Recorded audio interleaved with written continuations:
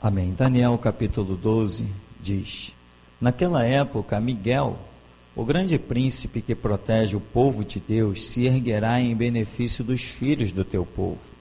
E haverá um período de tribulação, opressão e aflição como nunca houve, desde o início das nações até então.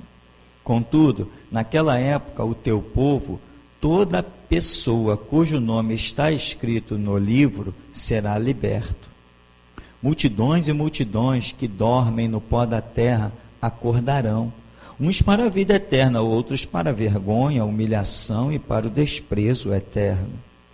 Os que têm o entendimento e são sábios, resplandecerão como o fulgor do firmamento. E todos quantos se dedicam a conduzir muitas pessoas à verdade e à prática da justiça, serão como as estrelas, brilharão para sempre, por toda a eternidade. Amém, irmão? Podem sentar. Irmãos,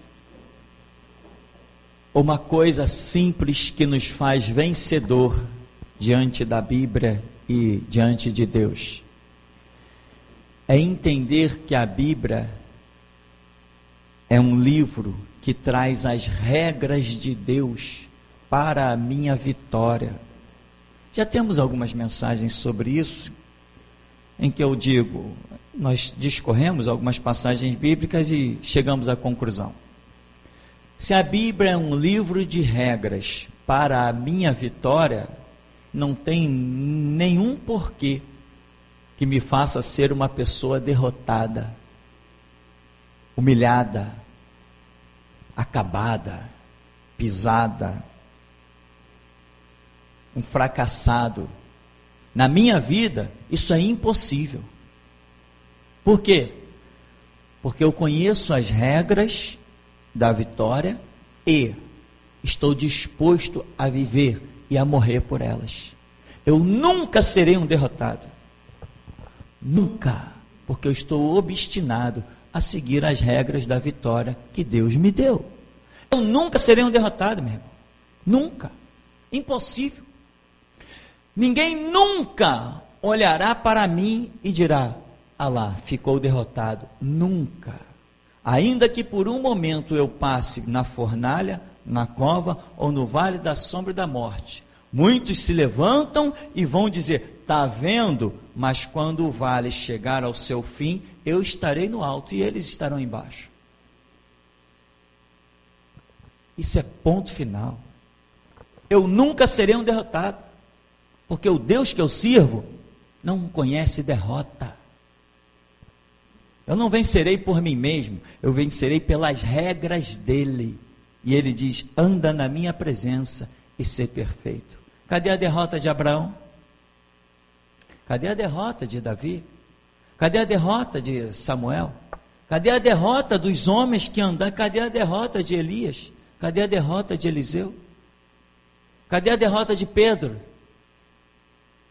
Muitos poderiam dizer: está vendo? Aí, ó. Agora um velhinho crucificado de cabeça para baixo aí, está vendo? Quem é derrotado, meu irmão, não tem o seu nome em memorial eterno. Se hoje nós falamos de um Pedro crucificado de cabeça para baixo, significa que aquilo ali não foi derrota, foi vitória. E no grande dia do juízo do trono branco, muitos olharão do lado e verão um homem de pé. E diante daquele homem, uma sombra de um homem crucificado de cabeça para baixo. E todos saberão: foi aquele que foi crucificado. Mas agora, eis que vive pelos séculos dos séculos sem fim. Até mesmo aqueles que o traspassaram a Jesus, a Bíblia diz que o verão. Então quer dizer, quem o considerou morto, vai vê-lo vivo. Quem o considerou fracassado e humilhado, vai vê-lo reinante, governante.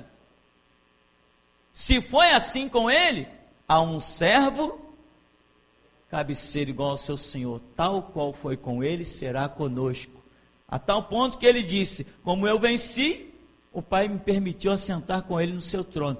todo que comigo vencer, vai se assentar comigo no meu trono. O caminho para o trono é um só. Então, tudo que sucedeu com o Senhor Jesus, vai suceder conosco também. A Bíblia é um livro de regras. Esse pensamento entrou na minha mente há décadas atrás, irmão. E eu falei, peraí, se a Bíblia é um livro de regras, só me resta uma coisa, aprender as regras. E aí eu parti, e aí vinha vamos jogar bola? Não, não vou não, estou ocupado. Ocupado mesmo, lendo a palavra. Mas vai fazer o quê? Não, eu tenho umas coisinhas para resolver aqui. Aí lá iam os irmãos da igreja jogar o futebol, e eu ficava em casa, lendo Bíblia. Não, se aqui tem regra, eu preciso descobrir estas regras. Se eu descobrir estas regras, eu vou vencer, porque quando nós jogamos futebol, tem regra. Jogamos voleibol, tem regra. Toda batalha da vida tem as suas regras, né? No campo de batalha, um pelotão, para ser bem sucedido, eles têm que ter disciplina. Foi o que deu grandes vitórias a Roma. Enquanto os povos vinham todo mundo lutando de peito aberto, que nem loucos, Roma estava ali guardada no seu pelotão. Ninguém se mexia, um protegendo o outro. Não era o soldado da frente que feria os adversários, era o de trás, com uma lança mais comprida, enquanto aqueles ali só faziam barreira. Disciplina, regra. Ordem primária, ordem expressa no pelotão romano. Ninguém quebra a ordem das fileiras. Se quebrarmos a ordem das fileiras, estamos perdidos. Então todo mundo tem que seguir regra. Quer vencer, irmão? Descubra uma regra, porque sem regra você não vai a parte alguma. Muita gente considera aqui o ministério rígido, né? Teve um rapaz que hoje é desviado, infelizmente, porque não é alegria nossa que ninguém se desvie. Não trabalhamos para que as pessoas se desviem, trabalhamos para que as pessoas vejam a glória de Deus. Mas um rapaz, um jovem, que hoje é desviado, ele um dia mencionou aqui dentro, falou, se eu soubesse que o evangelho era de regras, eu não teria me convertido. Não demorou mais, sei lá, um tempo, ele desviou-se. Por quê? Porque não estava acostumado com regras. Se eu não deixo os meus filhos fazerem o que querem dentro de casa, você não deixa os seus filhos fazer o que bem quer dentro de casa, você estipula regras dentro da sua casa, será que Deus não vai estipular regras dentro do seu reino? É que nem aquela brincadeira, né? Mamãe, posso ir? Pode. Quantos passos? De quê? De borboleta, de elefante? É assim, irmão, detalhado. Posso ir? Pode. Quantos passos posso dar? Tanto. Que tipo de passo? De tal. Não era assim? Lembra dessa brincadeira? Vocês brincaram disso? Eu brinquei dessa besteira. Então, meu irmão, aquilo exemplifica bem o que é reino de Deus. Deus, posso ir? Pode. Quanto tempo? Posso ficar em tal lugar? Tantos dias. E o que farei lá? Isso, isso e isso. Seguiu regra, meu irmão, você só tem uma coisa diante de ti, a vitória. Não saia tomando decisões, porque você não é senhor da tua própria vida. Se você for senhor da tua própria vida, logo, logo você será mais um desviado. Mas se Cristo Jesus for o Senhor da tua vida, a tua vida vai estar sempre nos átrios dele, vai estar sempre envolvida com o reino dele. Porque tudo que Deus fará é dirigir a sua vida para o louvor e honra do santo nome dele. Aqui, olha, naquela época, Miguel, o grande príncipe que protege o povo de Deus, se erguerá em benefício dos filhos do teu povo. Haverá um período de tribulação, opressão e aflição, como nunca houve desde o início das nações até então. Então isso aqui é aquilo que Jesus nos ensinou, que nós chamamos de a grande tribulação. Nessa época, contudo, o teu povo toda pessoa cujo nome está escrito no livro será liberto. Daniel, haverá uma libertação do teu povo. Vai haver um massacre, mas haverá uma libertação. Mas não é de todo mundo. Não é de todo mundo que se chama judeu, nem hebreu, nem israelita. Não é aqueles que aos olhos dos homens são vistos. Ali está um hebreu, ali está um judeu, ali está um israelita. Daniel, não serão esses. Serão aqueles que Deus olhar e tiver posto o seu nome no livro. Ou seja, irmão, a igreja, nós todos estamos aqui. O que somos? Diante dos nossos próprios olhos, somos todos cristãos, mas é Deus que sabe o nome de cada um aqui que consta no seu livro, nos seus critérios. A minha luta não é para parecer cristão aos olhos de ninguém. Eu não testemunho para o mundo, eu testemunho para Cristo, e Ele usa o meu testemunho para o que Ele bem quiser, mas eu não tenho nenhum compromisso com homem algum. Isso já escandalizou muita gente. Irmão, nós temos que dar bom testemunho para o ímpio. Para trás de mim, Satanás. Que eu tenho que testemunhar para ímpio? Eu tenho que testemunhar para o Espírito Santo, de que eu ando com ele e ele anda comigo. Que negócio é esse de eu testemunhar para ímpio? Que testemunho eu tenho para dar para um espírita, para um católico, para um maçom? Eu não tenho testemunho nenhum para dar para eles. Deus não me chamou para ter compromisso com eles. Eu tenho compromisso com os laços da palavra e do Espírito. Se eles gostarem da minha conduta, muito que bem. Se não gostarem, muito que bem também. Se quiserem a verdade da minha vida, que é prumo da palavra, para as suas, que assumam. Se não quiser, que morram no seu caminho. Ou que façam como alguns tentem nos deter. Mas eu testemunhar para ímpio? De jeito nenhum. Eu não estou aqui para que o ímpio olhe para mim e diga, poxa, você tem uma bela conduta de vida. De jeito nenhum, longe de mim tal coisa. Nunca fui assim. Não tenho compromisso nenhum com nenhum ímpio. Então, quem é que Deus está realmente, vai ser liberto? Quer dizer, ser liberto, salvo, resguardado, não é todo mundo. É alguém cujo nome está escrito no livro. Aqui ele está dizendo, Daniel, não é todo mundo. Então, meu irmão, não basta estar no meio da nação de Israel, não é o bastante. Estar no meio de um povo chamado cristão, não é o bastante. Nós temos exemplo que Judas estava lá, no meio do povo chamado cristão, era o tesoureiro, o homem que guardava as esmolas, as ofertas do ministério de Jesus e roubava. Judas está no meio dos discípulos, mas o seu nome não está no livro. Porque a sua conduta, irmão, a sua e a minha conduta é que fazem o nosso nome ir para o livro. E tem mais. Depois que o nome vai para o livro, ele tem que ser mantido lá, porque ainda pode ser riscado. Porque há uma expressão em Apocalipse que diz, e de modo nenhum riscarei o seu nome do livro. Opa! Se a expressão existe, é porque ela é possível de se processar. Então, uma vez salvo, não é salvo para sempre. Uma vez salvo, significa que você conheceu o caminho, conheceu as regras da salvação, tem que trilhá-la com toda a sua vida, com toda a sua conduta. Multidões e multidões que dormem no pó da terra acordarão, uns para a vida eterna, outros para vergonha, humilhação e para desprezo eterno. Ou seja, irmão, todos vão ressuscitar. Só que uns vão ressuscitar quando se olharem de volta à vida. O anjo vai pegar e dizer assim, teu caminho é esse aqui, Teu caminho é esse aqui. Venha cá. Mas esse caminho terrível, de dor, de tristeza, de aflição, o teu é esse. Mas eu ressuscitei. Sim, ressuscitou. E outros vão ressuscitar e vão trilhar, vão ser como as estrelas, brilhando. Então, todos serão participantes da ressurreição. Apocalipse fala da ressurreição dos salvos e depois fala da ressurreição dos condenados.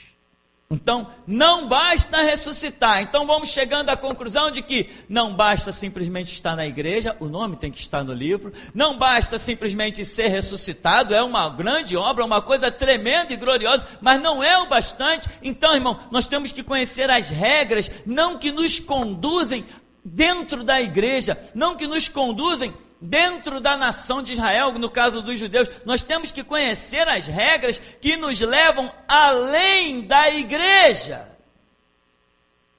O segredo do Senhor é para aqueles que o buscam. O que eu prego aqui, irmão, é muito pouco, mas o que Deus tem para te dar lá na intimidade do teu quarto, quando você buscar, é diferente. Irmão, eu vou te adiantar, o seu nome não será escrito no livro da vida por frequentar uma igreja, mas por buscar o Deus da intimidade. Um povo forte, meu irmão, é um povo de oração. Não é um povo que pega em pau, nem pedra, nem rifle. Um povo forte é o povo que aprendeu o caminho, a regra de dobrar os seus joelhos e ouvir Deus. Esse é um povo forte. Esse é um povo imbatível. As minhas maiores experiências com Deus, eu estava sozinho. Não estava dentro da igreja. Não estava no meio de multidão. Tive muitas experiências, como você tem tido, obviamente, mas as maiores, aquelas que mais me marcaram, aquelas incríveis, que parece que eu as sinto até hoje, eu estava sozinho, eu e Deus. Porque o segredo do Senhor é para aqueles que o buscam. E diz, multidões vão acordar, que estão no pó da terra, olha, vai ressuscitar, mas só que uns vão para o desprezo, para a vergonha, humilhação. Verso 3, os que têm o entendimento e são sábios resplandecerão como o fulgor do firmamento, e todos quantos se dedicam a conduzir muitas pessoas à verdade e à prática da justiça serão como as estrelas, brilharão para sempre por toda a eternidade. Olha o verso 3, os que têm entendimento e são sábios. Do que nós estamos falando? Alguém se torna sábio do nada? Cadê os sábios? O que é sábio? Sábio é aquela pessoa, meu irmão, que tem um conjunto de informações. Existe a sabedoria como um dom, um talento, uma revelação do Espírito Santo, como Salomão o tinha, e acredito que todos os reis de Israel, Deus dava uma pincelada desse atributo, porque é impossível uma pessoa governar naturalmente, sem uma intervenção divina, é impossível. Davi escreve todos aqueles salmos como? Do nada? Quais as escolas que Davi frequentava? Você está pensando que Davi sabia escrever? Davi não sabia escrever não, tá, irmão? Tudo que está escrito que foi de Davi, ele ditou e alguém escreveu. Mas ele era sábio. Sabe por que ele era sábio? Ele observava tudo. Ele está dentro do santuário. Aí daqui a pouco ele está observando tudo, ele diz assim, o pardal encontrou casa, e a andorinha ninho para si, junto dos teus altares. Quando ele está observando isso, o Espírito Santo diz assim, e você? Aí ele diz, eu encontrei teus altares, Senhor, Rei meu e Deus meu. Sabedoria, irmão, de observar as coisas. Sabedoria nunca vem para quem é precipitado. Sabedoria nunca vem para quem vive o tempo todo agitado. Irmão, seja homem de Deus, para ouvir Deus. Tem gente que se envolve demais. Eu tenho que me sustentar. Peraí, eu tenho esse compromisso, eu tenho esse trabalho, eu tenho isso aqui para entregar de um cliente, eu tenho isso para pegar. E o camarada vive aquilo natural, ele só age mecanicamente, ele não está parando para pensar em nada. Nunca vai alcançar sabedoria. Bem-aventurado o varão que não anda segundo o conselho do ímpio, nem se detém no caminho dos pecadores, nem se assenta na roda dos escarnecedores. Antes tem o seu prazer na lei do Senhor, e na sua lei medita de dia e de noite. Dali vem a sabedoria. Dali vem, irmão, a informação. A vereda do justo é como a luz da aurora. Vai brilhando mais e mais até ser dia perfeito. Caramba, então eu posso ser um justo porque a minha recompensa está garantida. Sabe, irmão? Ainda que eu andasse pelo vale da sombra e da morte, eu não temeria mal algum, porque tu estás comigo. A tua vara e o teu cajado me consolam, e tu preparas uma mesa perante mim na presença dos meus adversários. Caramba, tu unge a minha cabeça com óleo, meu cálice transborda. A pessoa vai se tornando sábia, e quanto mais sábia, mais indestrutível. E aí depois que ela, pela sua sabedoria, Deus começa a ministrar, e ela começa a adquirir coisas de um mundo natural, aí, meu irmão, ela passa a ser capaz de ensinar aos outros a sabedoria que ela adquiriu. Sabedoria tipo, irmão, nem por força, nem por violência, mas pelo Espírito, diz o Senhor. Amém? Davi, vai lá e extermina. Aqui é por força mesmo, Senhor? É por força. Mas quando Deus diz, Davi, a peleja não é tua, nesta peleja não tereis que pelejar, estai de pé e vede o livramento que dará o Senhor vosso Deus. Então, Senhor, eu tenho só que ficar de pé? Isso, só de ficar de pé. Vai para a guerra. Bom, já que é só para ficar de pé, eu vou cantar, né? Não falou especificamente para Davi, mas é generalizando. Vou cantando, vou levar os sacerdotes. Por quê? Porque o Senhor está dizendo que não vai haver força, não vai haver batalha. O Senhor vai dar a vitória. Gideão! Amém, meu irmão? Então, irmão, atente. O que é uma pessoa sábia? É uma pessoa que tem muitas informações na sua mente.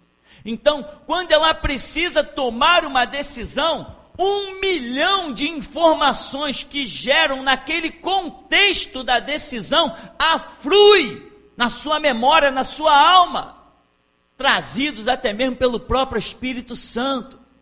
Mas como se consegue muitas informações? Pode começar lendo esses 66 livros, irmão.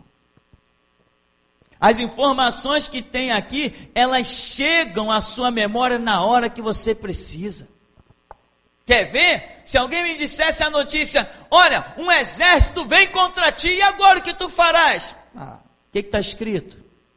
Ainda que um exército se acampe contra mim, não temerei mal algum, porque Deus está comigo. O que Eliseu disse? Senhor, tem misericórdia desse jovem, abre os olhos dele, para que ele veja que maiores são os que estão conosco do que os que estão com eles. Quando alguém vier e te disser assim, olha, disseram que vão te pegar você a bola da vez, aí o Espírito Santo diz assim, e a sabedoria que você já adquiriu? 1000 cairão ao teu lado, 10.000 à tua direita, e tu não serás atingido. Sabedoria, irmão, é você ter um conjunto de informações tão poderosos, nas quais você se apoia, que te torna um ser inabalável. Você pode chegar à beira da morte, quando todos disserem, não tem jeito. Aí vem à tua memória coisas que dizem, tem jeito. Vai morrer, e daí? A Bíblia diz que Abraão creu em Deus a tal ponto que ele acreditou que Deus, depois de Isaque morto, e as suas cinzas estivessem sobre aquele altar, Deus o traria de volta. Foi isso que Abraão creu, a Bíblia dá testemunho de que Abraão creu isso, que até das cinzas Deus traria Isaque novamente. Por quê? Abraão era um homem sábio, ele andava com Deus, meditava nas coisas, e toma-lhe meditação. E aí, é como árvore plantada junto a ribeiros de água, dá os frutos na estação própria, as folhas não caem, tudo quanto fizer. Então, irmão, aprenda as regras da Escritura, né? Os que têm, olha, verso 3, os que têm entendimento são sábios, resplandecerão, quer dizer, tem entendimento de quê? resplandecerão como o fulgor do firmamento, e todos quantos se dedicam a conduzir muitas pessoas à verdade e à prática da justiça serão como as estrelas, brilharão para sempre, por toda a eternidade. Ou seja, você é eterno, você é indestrutível. Quem? Você que se dedica a ensinar as pessoas a verdade e a prática da justiça. É isso que você tem feito, irmão? Aqui nós estamos diante de uma regra que vai te transformar num ser eterno. Mas aí você vai dizer assim, não, mas eu não tenho condições de ensinar a ninguém. Irmão, condição você tem. Se você tem o conhecimento da Escritura, entrega a tua vida no altar de Deus e deixa Ele usar a tua boca, deixa Ele usar as tuas mãos, deixa Ele usar a tua vida. Deixa Ele te usar. Agora, se você diz, não, eu conheço pouco da Escritura, está perdendo tempo, por quê? Há quanto tempo está dentro da igreja? 6 meses? Ainda não leu Mateus? Está perdendo tempo mesmo. 6 meses ainda não leu o Evangelho todo? Sabe quanto tempo se precisa para ler o Evangelho de Mateus? Que tem 28 capítulos? Vamos arredondar? Divide por 4. Dá quanto? 7? Então, se você ler 7 capítulos por dia, em 4 dias, você lê o Evangelho todo?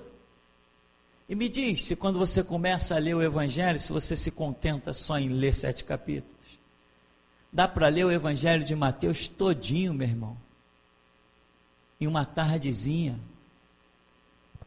Ainda mais quando o Espírito Santo está ali se agradando de você. Você lê e parece que não percebe o tempo passar. Então aqui diz, entendimento, sabedoria, conduzir as pessoas à verdade e à prática da justiça. Qual é a verdade? Você tem que estar habilitado, com sabedoria, com entendimento, porque de repente Deus coloca um espírita na sua frente, e ele vai dizer das suas reencarnações, e você vai ter que dizer para ele, ao homem está concedido morrer uma vez só, vindo depois disso o juízo, e outras coisas mais que Deus te trará à memória. A sabedoria, o entendimento que está em você, é isso que é a fonte de libertação que Deus usa para outras pessoas. Então você não pode se deter, se conter, se acomodar, você tem que buscar a sabedoria. Ó Deus, dá-me sabedoria, que não seja de Salomão, que Deus falou que nunca mais ninguém teria sabedoria dele, que não seja, mas Deus tem sabedoria abundante ainda para derramar sobre todos aqueles que querem. Tiago diz assim, se alguém tem falta de sabedoria, peça a Deus que a todos dá liberalmente e não lance em rosto. Irmão, nós precisamos ser sábios. Além de valentes, além de cheios do Espírito Santo, temos que ser sábios. Muitas vezes não é o teu desafio que vai ganhar alguém. Muitas vezes não é a tua veemência que vai ganhar alguém, mas o fluir suave da brisa da sabedoria que vai atingir uma alma sedenta. Não é sempre, irmão, o negócio é esse, Jesus é a verdade, ponto final. Isso não salva ninguém não, irmão.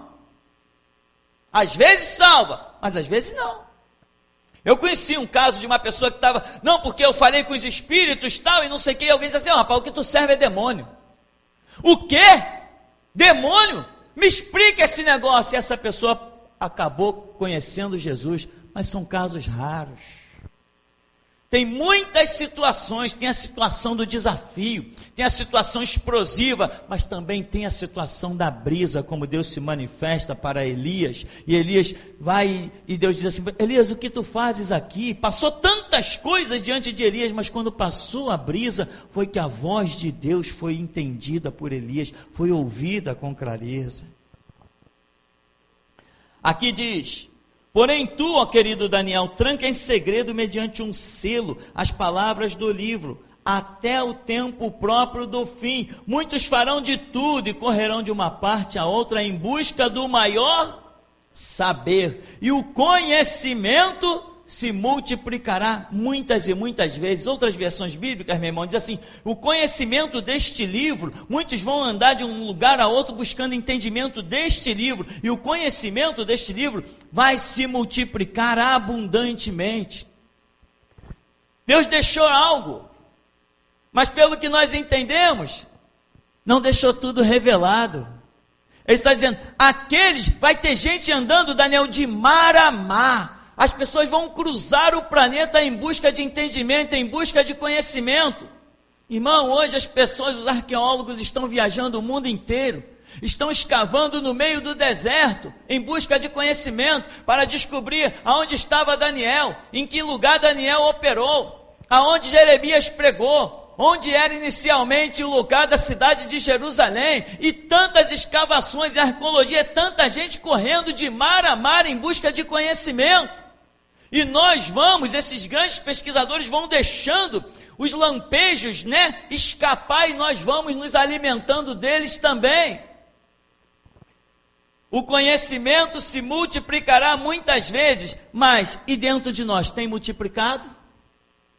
Cadê a nossa sabedoria? Não que você não tenha, eu estou pregando e estou te perguntando, cadê a nossa sabedoria? Você pode dizer assim, não, eu tenho aprendido com Deus, eu tenho caminhado com Deus, ou talvez você diga assim, não, eu estou parado. Eu quero te dizer que o reino de Deus não para nunca, quem para fica para trás. O reino de Deus está em constante movimento, assim como o universo não para um segundo. Tem que estar mergulhando, tem que estar buscando. Tem pessoas aqui muito preocupadas, meu irmão, com dinheiro. E tem mais, nem precisam mais dele. Precisa repetir? Tem gente aqui dentro preocupada em fazer dinheiro e já não precisa mais dele. Está faltando entendimento. Sabe por que você não precisa mais do dinheiro? Porque Deus tem outra coisa mais preciosa para você. Vai para a palavra, meu irmão. Deus te quer um porta-voz do Espírito Santo. Tem pessoas que não estão valorizando isso. Então eu, Daniel, olhei, eis que estavam em pé diante de mim outros 2 anjos, um na margem de cá, do rápido rio Tigre, e outro na margem de lá. Então um deles falou ao homem vestido de linho que estava rio acima: quanto tempo passará antes que se cumpram todos esses eventos extraordinários? O homem vestido de linho que estava acima das águas do rio levantou ao céu a mão direita e a mão esquerda. Eu ouvi jurar por aquele que vive para sempre, acrescentou: haverá, pois, um tempo, tempos e metade de um tempo, quando a fragmentação do poder que está nas mãos do povo sagrado for completada, como está determinado. Então, em seguida, tudo se cumprirá e estará terminado. Aqui está mostrando uma regra. Está mostrando até um tempo o poder de Deus, o poder do povo de Deus vai ser fragmentado. Esse poder, essa fragmentação é um pedaço. Há um pouco do poder de Deus sobre as vidas daqueles que estão sobre a terra para servi-lo. E Deus está dizendo assim, haverá um tempo que esse povo, esse poder, não é que eles vão perder esse poder, vai ser uma aparência de perder esse poder, porque vão ser entregues nas mãos dos seus adversários, nas mãos dos seus inimigos. Então eu preciso ter esse entendimento, que até quando Deus permitir que os inimigos coloquem a mão sobre mim, ali não é o meu fim, ali não é a minha derrota. Só com entendimento. Quantas pessoas estão desesperadas por aí? Prenderam o pastor fulano lá no Egito, prenderam um missionário lá na Coreia. Meu irmão, não é motivo de desespero, não. É mistério que todas essas coisas se cumpram, pois elas estão preditas. A bandeja da cabeça de João Batista já está vazia, já está esperando por outra. Mas se não houver entendimento, no momento da glória, nós estaremos em tristeza. Existe, meu irmão, um erro que nós cometemos. O nosso sentimento carnal, ele é maior que o nosso sentimento espiritual. Na morte dos nossos irmãos, nós deveríamos dar festa, quando ao contrário nós temos feito luto. Porque os nossos sentimentos carnais são mais fortes do que os espirituais. Deveríamos nos alegrar que um irmão partiu e partiu salvo e está nos braços de Jesus Cristo, mas nós ficamos chorando a sua falta.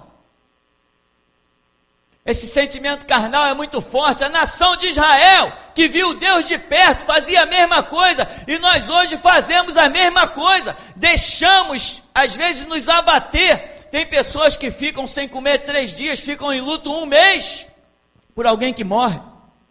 Sabe por quê? Porque o seu sentimento carnal, de homem natural, é bem maior que o sentimento espiritual. O seu entendimento das coisas espirituais é deficiente. Não tem a sabedoria que deveria ter. Sabemos, meu irmão, é muito triste, alguém morreu, é muito triste. Sei, mas se o meu espiritual estivesse superando abundantemente o meu natural, ao invés de olhar com tristeza, eu olharia com alegria e diria: Maranata para a vida daquele. Mas falta sabedoria, falta entendimento. Quem se alegra em perder um ente querido? Depende, para quem? Uma vez teve uma mulher que disse assim para Deus: Deus, meus filhos foram para a guerra. É um testemunho antigo. Meus filhos foram para a guerra. Se o Senhor não me trouxer os meus 2 filhos de volta, eu não te servirei mais. E essa era a oração dela. Se o Senhor não trouxer os meus 2 filhos de volta, porque eles eram crentes e estavam no quartel e foram recrutados. Não sei qual era a graduação deles. Foram recrutados e tiveram que ir para a guerra. E ela disse: se o Senhor não trouxer os meus 2 filhos de volta, eu não te sirvo mais. E a guerra acabou e os filhos dela voltaram. Quando voltaram, só queriam saber de cigarro, cachaça e mulher. E ela olhava para os filhos bebendo e caindo na mesa de um bar e dizia: eu sou culpada. Porque se eles tivessem morrido naquela guerra, hoje estariam no céu e agora estão a caminho do inferno. Aqui então diz, no verso 8: eu ouvi claramente, mas não consegui compreender todo o significado da profecia, por isso indaguei: ó Senhor meu, mas qual será o resultado final de todos esses acontecimentos? E ele replicou, orientando-me: segue o teu caminho, ó Daniel, porquanto estas palavras e sua significação estão lacradas e seladas até os próprios tempos do fim. Irmão, as palavras estão seladas até quando? O tempo do fim. E ninguém aqui tem dúvida de que nós estamos no tempo do fim, né? Nós estamos plenamente conscientes a ponto de eu estar apostando a minha vida, aceitando o desafio de quem quer que seja, que Jesus Cristo volta nesse século 21 e pisará sobre a terra. Eu estou pronto a aceitar o desafio de qualquer um que se levante, homens com armas e igrejas com seus sacerdotes, que se levante quem quiser. Eu estou pronto a morrer e não morrerei com esta declaração. Estou pronto a aceitar o desafio e sei que ficará de pé, porque eu sei que Jesus Cristo volta no século 21. Então, aqui está dizendo, até os tempos do fim. O livro vai ficar guardado, o entendimento dele até os tempos do fim. Irmão, nós sabemos como as pessoas estão lutando para entender o livro de Daniel, coisas que nós hoje já estamos dando aula. Pessoas por aí estão se escandalizando com as revelações que o Deus vivo nos tem dado. Então, meu irmão, eu te pergunto, como está o teu entendimento das coisas do fim? Onde está a sabedoria? Onde está o entendimento? Onde está o conhecimento? Sabe como eu já vi pessoas se desiludirem assim, enfraquecerem, caírem no comodismo? As pessoas pegam a Bíblia assim e levantam. Vou te mostrar. Levanta assim: irmão, é um livro muito grosso. Aqui tem milhares de páginas. Não dá para ficar lendo Bíblia, não. É uma coisa assim, às vezes até chata, né, irmão? Desculpa falar, mas é uma coisa até chata, meu irmão. É muita página. Meu irmão, eu olhei para o mesmo livro, olhei para os mesmos milhares de páginas. Sabe o que eu disse? Já que é um livro longo, quanto mais cedo eu começar, melhor é.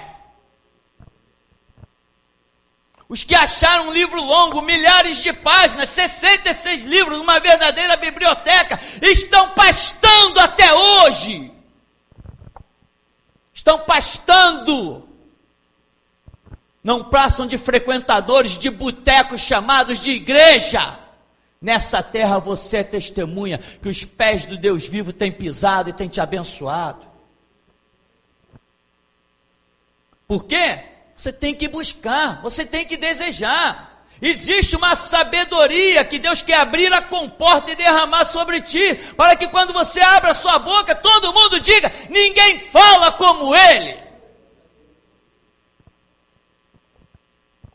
Agora, tem um detalhe no verso 10. Muitos serão colocados à prova, e assim serão joeirados, purificados e aperfeiçoados. Sabe para que vem a prova, meu irmão? Para te purificar, para te aperfeiçoar. Isso é regra. Não é para fugir da prova. É para andar por aí procurando porta de prova. Deus, essa aqui é a porta de prova, é para mim. Eu estou ansioso, Senhor, cadê a minha? Porque a tua porta de prova vai te aperfeiçoar, ela vai te purificar. Todos os homens que passaram por lutas e por provas se tornaram muito melhores servos do que o que eram antes. Então por que fugir das lutas? Por que fugir das provas? Lutas e provas são regras de Deus para nos aperfeiçoar. Agora, tem gente que sucumbe na luta e na prova. Não que ela seja forte o bastante para te derrubar, porque a Escritura diz que Deus não permite nenhuma tentação que nós não possamos suportar. Só que tem pessoas que ignoram a hora da sua luta e a hora da sua prova, nunca se preparam, não lê nada, não tem sabedoria, não tem conhecimento, não lê um estudo, não lê um livro, não lê a Bíblia, não ouve uma pregação, não ora, não pesquisa, não faz nada. A hora da prova vem sobre ela e a destrói, quando o objetivo de Deus era reconstruir, era edificar, era abençoar. Mas ele tem que ser justo. Todos vão passar no corredor da morte. Todos. Ninguém vai escapar do corredor da morte, meu irmão. Mas quem anda com Deus descobre que dentro do corredor da morte, ele é a vida. Agora outros não se preparam nunca estão prontos. Eu vou assistir o Jornal Nacional, tem tempo. Vou assistir aquela novela, tem tempo. Vou ler esse livro aqui que o meu colega falou que, poxa, esse clássico aqui é muito bom. Tem tempo. Na hora de ler a Bíblia, estou cansado. Troca tudo, meu irmão, pela Bíblia. Antes que o teu cansaço chegue, leia a Bíblia. Quando o cansaço chegar, você vai desprezar outras coisas. Priorize Deus e você vai ver que Ele te priorizará. Muitos serão colocados à prova e assim serão joeirados, purificados e aperfeiçoados. No entanto, os malignos continuarão praticando impiedade. Nenhum dos ímpios dará ouvidos a estas palavras, tampouco buscarão entendimento. Mas os sábios e prudentes, sim, esses entenderão. Como é que está escrito aqui?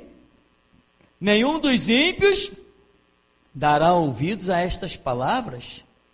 Mas eu tenho visto muito crente não dar ouvidos a essas palavras. Será que na verdade eu estou enganado? Eles não são crentes, eles são ímpios? Tampouco buscarão entendimento. Como é que é o ímpio? Não vai buscar entendimento? Mas eu tenho visto que muito crente não tem buscado entendimento.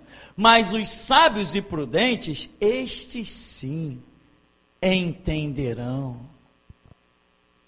Tem muita gente dentro das igrejas, meu irmão, como tinha no meio do povo de Israel, que na verdade são classificados como ímpios. Incrédulos. Porque não estão nem aí para o conhecimento das coisas de Deus. Pessoas gostam de mensagens que dizem, você vai vencer, aí, glória a Deus, aleluia. O Senhor é contigo, varão valoroso, aleluia, tal. Irmão, vai estudar. Poxa, hoje, perdi tempo de ir na igreja hoje, né? Estudar, pastor, meu tempo de criança já acabou. Eu estudei, já fiz primário, ginásio, segundo grau, e já fiz até faculdade, pastor. Já estou cansado de leitura. A vitória é para aqueles que nunca se cansam da leitura da Escritura. Está cansado de leitura? Vai pegar um áudio, vai firme.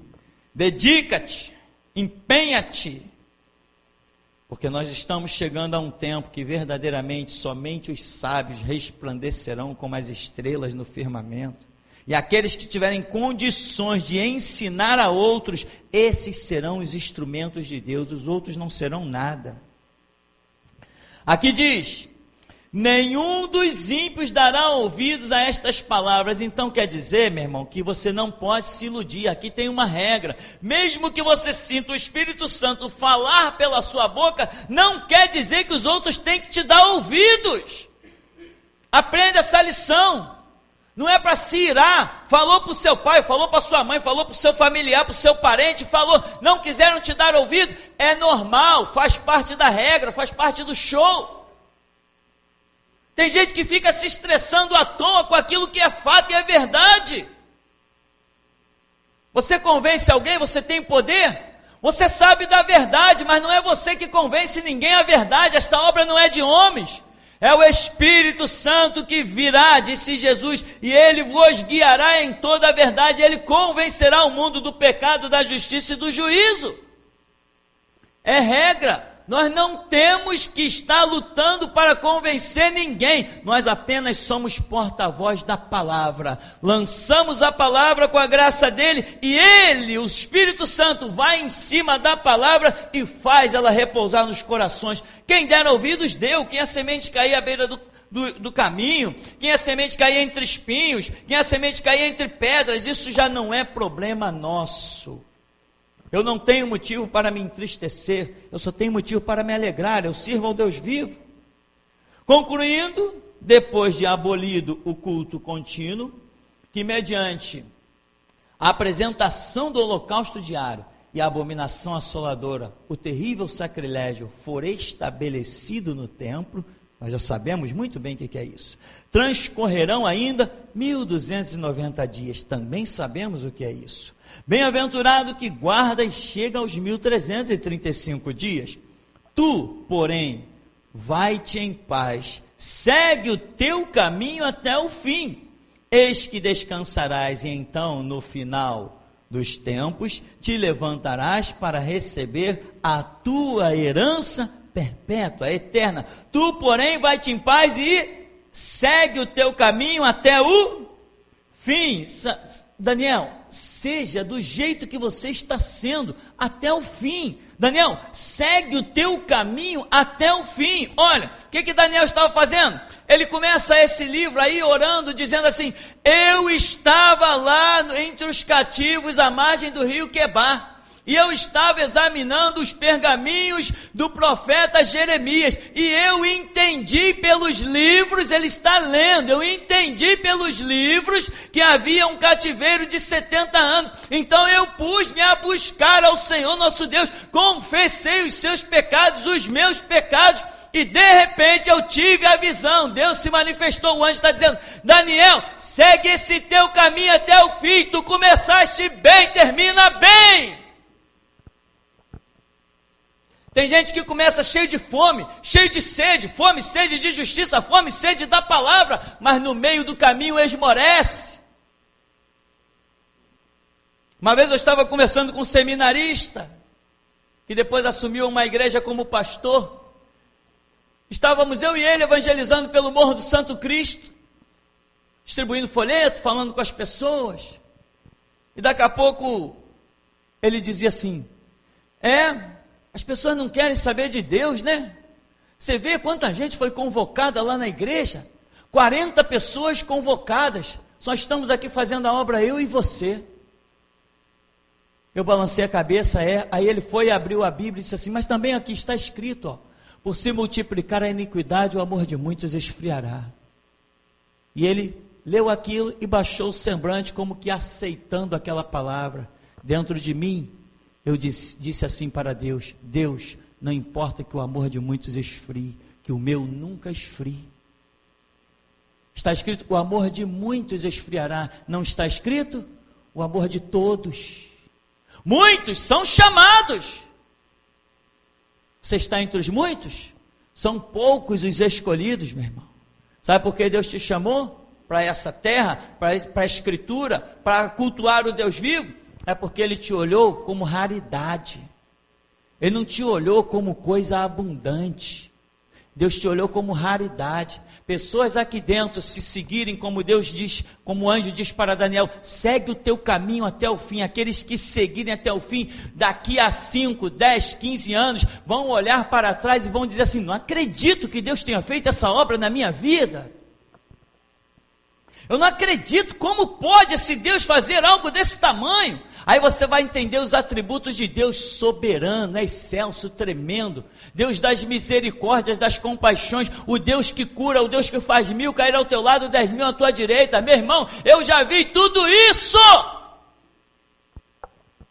Mas é assim como o anjo falou para Daniel, Daniel, você está aí, ó, você começou no começo do livro, irmão, não passou, isso aqui se passou várias décadas, desde o começo do livro de Daniel até o final. Ele não foi escrito num dia, não, foi episódios e episódios que Deus foi revelando a Daniel, mas Daniel começou, sabe como? Espera aí, pergaminho do profeta Jeremias, caramba, 70 anos, é um tempo de cumprimento. Eu vou buscar a face do Senhor, e a sabedoria vindo sobre ele, e quando o anjo se manifesta para ele, diz assim, Daniel, homem muito desejado, Daniel, homem muito amado, Daniel, amado do Deus vivo. Por quê? Porque estava estudando os pergaminhos e a escritura, o Senhor Jesus diz, aquele que tem os meus mandamentos e os guarda é esse que me ama, e o que me ama será amado do meu Pai. Eu o amarei e me manifestarei a Ele. Então, meu irmão, você sabe, Deus pode colocar um ímpio na tua frente com qualquer ideologia, qualquer filosofia. Ou você pode dizer assim, pastor, eu tenho estudado muito a Escritura, mas eu ainda não sinto a força de Deus na minha vida. Talvez esteja faltando alguma regrinha que você pulou. Anda na presença do Senhor e ser perfeito. Daniel, segue o teu caminho até o fim. E o anjo depois vai dizer assim para ele, vai chegar, Daniel, quando completar todas as coisas, você vai ser erguido e vai receber o teu galardão e vai resplandecer. Irmão, Daniel está nos ensinando até hoje. Amém? Até aqui nos tem abençoado o Senhor.